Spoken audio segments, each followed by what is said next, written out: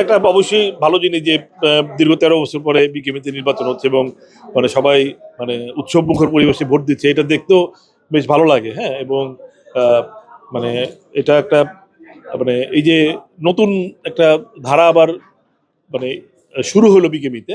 আমি মনে করি যে আগামী দিনে এই নির্বাচন আরো বেশি প্রতিদ্বন্দ্বিপূর্ণ হবে, আরো বেশি প্রার্থী মানে এখানে যোগ হবে নির্বাচন করার জন্য। এবং সবচেয়ে বড় কথা, নির্বাচনে যারা জিতবেন বা জিততে যাচ্ছেন তারা যেন আগামীতে মানে নিট সেক্টরে যে অগ্রযাত্রাটা আছে এটা যেন অব্যাহত থাকে বা আরো বেগবান হয়। আমাদের এবার যে নতুন কমিটি ইনশাল্লাহ আমরা ফুল প্যানেলই পাশ করব, আমরা আশাবাদী। বান্ডেল থাকলে প্রতি সেনমানিতে টাকা বাঁচবে। বিকাশ সেনমানি বান্ডেল কিনে জিতুন প্রতি লেনদেনে।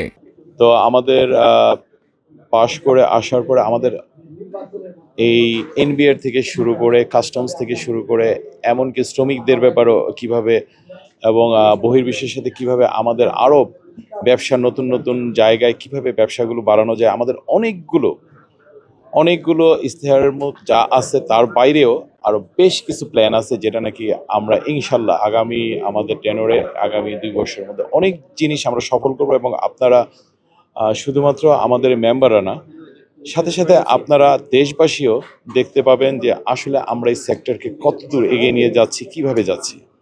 আল্লাহ পোশাক শিল্প মালিক ভাই বোনদের যারা আমাদের সাথে জড়িত আছে, তাদের যে সমস্ত সমস্যাগুলি আছে সেই সমস্যাগুলি আমাদের প্যানেল লিডার যে আছে মোহাম্মদ হাতিম সাহেব, তার নেতৃত্বে আমরা সেই সমস্ত জিনিসগুলো বাস্তবায়ন করার জন্য এবং সমাধান করার জন্য চেষ্টা করব।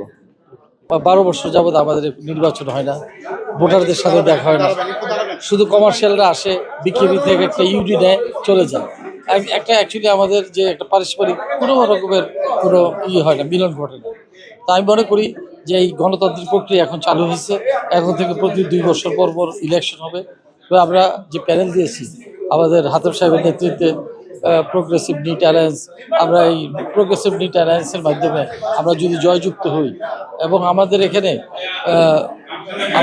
একটু অভিজ্ঞতা সম্পন্ন লোক আছে, কিছু তরুণও আছে, তো আমাদের অভিজ্ঞতা ওদেরকে ট্রান্সফার করব এবং আমরা আমাদের অভিজ্ঞতা নিয়ে বিকেবিকে একটা অভিষ্ট লক্ষ্যে পৌঁছে দেব।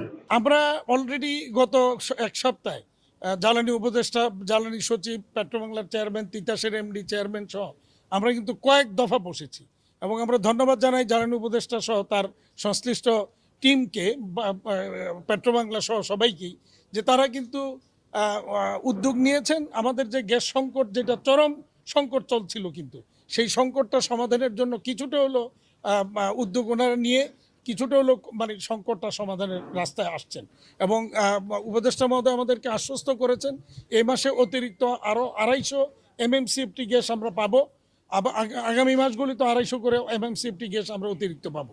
অল্টারনেটিভ আমরা একটা প্রস্তাব দিয়েছি জ্বালানি মন্ত্রণালয়কে, যে ওনারা টাকার না পাওয়ার কারণে, অর্থ মন্ত্রণালয়ের টাকা পাচ্ছেন না বিধায় অতিরিক্ত আরও এলএনজির জাহাজ আমদানি করতে চাচ্ছিলেন, কিন্তু সেটা টাকা পাচ্ছেন না বলে আনতে পারছিলেন। তো আমরা প্রস্তাব দিয়েছি যে আমরা অর্থের যোগানটা আমরা দিব।